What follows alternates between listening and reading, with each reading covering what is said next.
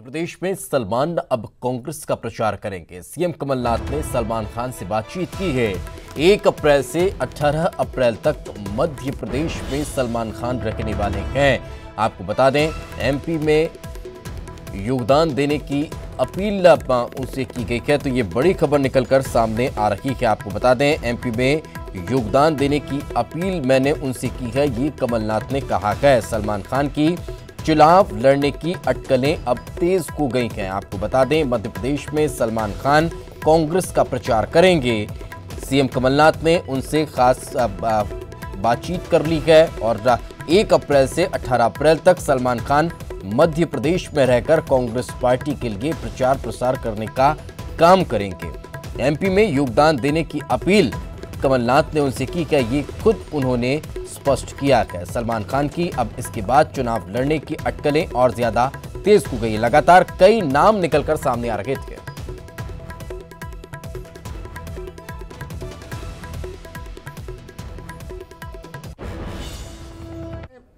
आप जानते हैं कि सलमान खान इंदौर से हैं।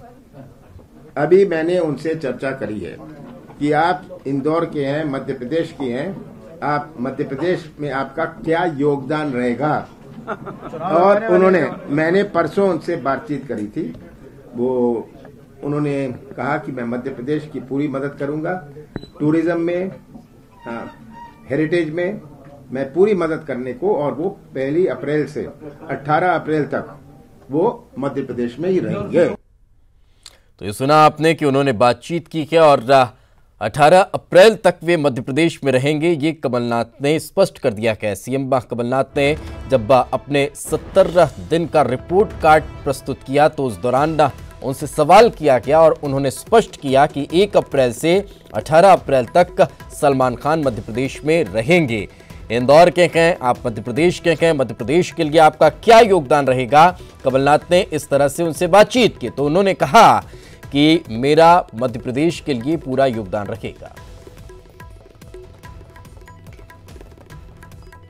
तो और ज्यादा जानकारी के साथ हमारे सहयोगी शरद हमारे साथ जुड़ चुके हैं। शरद, किस सवाल के जवाब में कमलनाथ ने ये कहा और क्या अब सलमान खान के चुनाव लड़ने की अटकलें तेज हैं?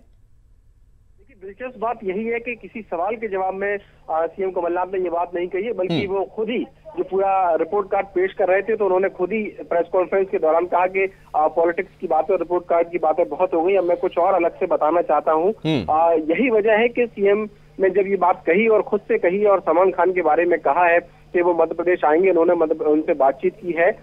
2 दिन पहले ही उनकी सलमान खान से बातचीत हुई सीएम कमलनाथ की और उन्होंने उनसे निवेदन किया कि वो मध्य प्रदेश में आए और मध्य प्रदेश के टूरिज्म और कल्चर के बारे में कहीं ना कहीं प्रचार करें और अपना योगदान दें, क्योंकि सलमान खान खुद मध्य प्रदेश से ही आते हैं इस वजह से। लेकिन देखिए, इस पूरे बयान को राजनीति से अलग करके नहीं देखा जा सकता, क्योंकि जो तारीख उन्होंने बताई है 1 अप्रैल से 18 अप्रैल के बीच में, उस वक्त आचार संहिता मध्य प्रदेश में लग चुकी होगी और चुनाव प्रचार का जो शोर है वो कहीं ना कहीं होगा और किसी तरीके का सरकारी किसी कार्यक्रम में सलमान खान शामिल होंगे ऐसी उम्मीद नहीं की जा सकती। तो इस बात में अब कोई दो राय नहीं है कि वो कांग्रेस के लिए प्रचार करेंगे मध्य प्रदेश में, और कांग्रेस के लिए प्रचार करेंगे तो फिर इसके साथ ही कहीं ना कहीं एक बात और जुड़ गई है कि क्या सलमान खान की एंट्री पॉलिटिक्स में मध्य प्रदेश से ही होगी।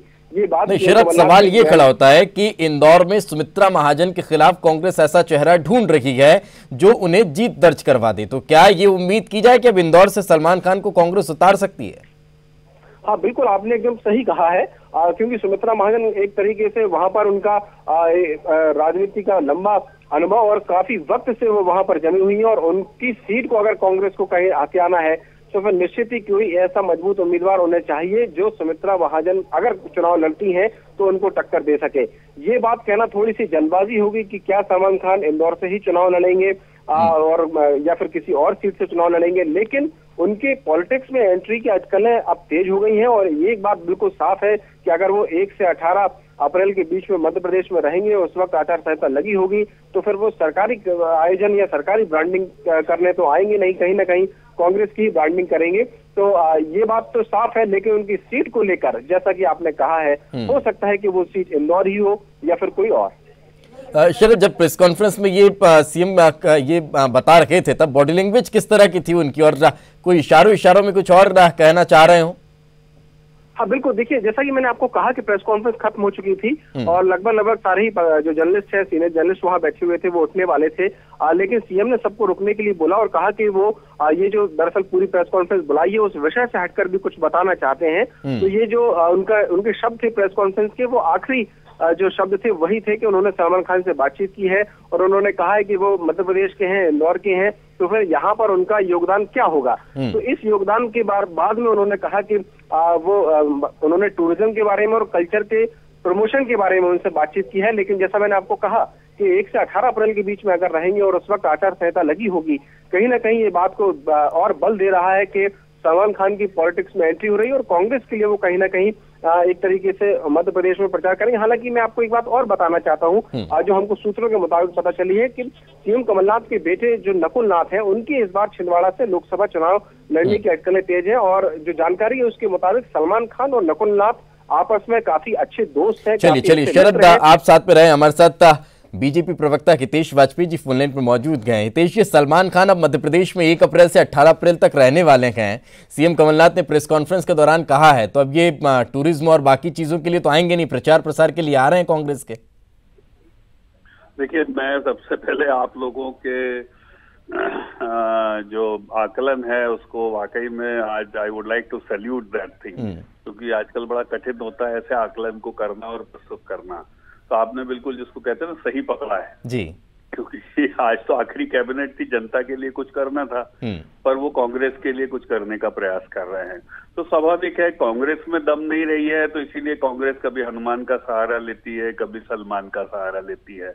और कमलनाथ जी तो दो का लेने का प्रयास कर रहे हैं, क्योंकि वो एक और अपने आप को हनुमान भक्त कहते हैं तो हिंदू वोट मांगते हैं, अब दूसरी ओर मुसलमानों की बैठक करते सलमान को लेकर आए, तो उनको ऐसा लगता है उनके दोनों हाथ में लड्डू है। नहीं, कहीं ऐसा तो नहीं, क्योंकि इंदौर सीट को लेकर जिस तरह से सुमित्रा महाजन का कार्ड कांग्रेस अभी ढूंढ नहीं पा रही है, तो सलमान को उन्होंने ये भी कहा कि आप तो इंदौर से हैं और मध्य प्रदेश के लिए आपका क्या योगदान रहेगा, तो इंदौर सीट तो नहीं दे रहे हैं उन्हें। देखिए, कांग्रेस कुछ भी कर सकती है, क्योंकि कांग्रेस तो खाली है, कांग्रेस के पास तो अब बहुत कुछ ना विजन है ना लीडर्स बचे हैं। तो स्वाभाविक है कि ऐसी परिस्थिति में सलमान खान का उपयोग क्या एक कॉन्स्टिट्यूएंसी के लिए होगा या पूरे मध्य प्रदेश में उनको स्टार प्रचारक के रूप में वो घुमाएंगे, पर कुछ ना कुछ चल रहा है। ये बात तो तय है कि आज उन्होंने अपना जो पत्ता खोला है उससे समझ में आता है कि उनकी अगली चाल क्या हो सकती है। और मैं इतना ही कहना चाहूंगा कि आपने बिल्कुल ठीक पकड़ा है कि अब हनुमान भक्त कमलनाथ सलमान की ओर बढ़े हैं। तो हितेश जी फिर इसकी काट के लिए बीजेपी क्या करेगी, क्योंकि अगर सलमान खान आ रहे हैं, फैन फॉलोइंग बहुत ज्यादा का है, तो बीजेपी के लिए संकट तो है। देखिए साहब, हम लोग तो बहुत छोटे लोग हैं साहब, तो हमारी पार्टी तो जवानों और किसानों की दम पे चुनाव लड़ती है। हम जवानों के साथ खड़े हुए हैं, किसानों के साथ खड़े हुए हैं। अब पब्लिक तय करेगी साहब कि उन्हें सलमान खान साहब के साथ चलना। चलिए, अब वही है, पब्लिक का जो डिसाइड कर ले। हालांकि फिर अब जब चर्चा सलमान खान की चली है तो फिर चर्चा करीना कपूर की भी हो जाती है, ऐश्वर्या राय की भी हो जाती है कि मध्य प्रदेश से तो ताल्लुक इनका भी है, तो कहीं ये भी तो राजनीति में अब प्रवेश नहीं करेंगे। बहुत बहुत शुक्रिया हितेश, हमारे साथ चर्चा में जुड़ने के लिए।